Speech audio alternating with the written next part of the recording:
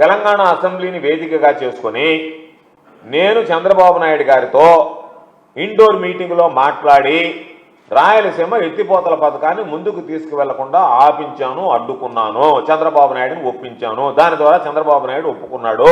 రాయలసీమ ఎత్తిపోతల పథకం నిలిచిపోయింది. దాన్ని నిలిపివేయడానికి నేను చేసినటువంటి ప్రయత్నం చంద్రబాబు నాయుడు ద్వారా సాధ్యపడింది.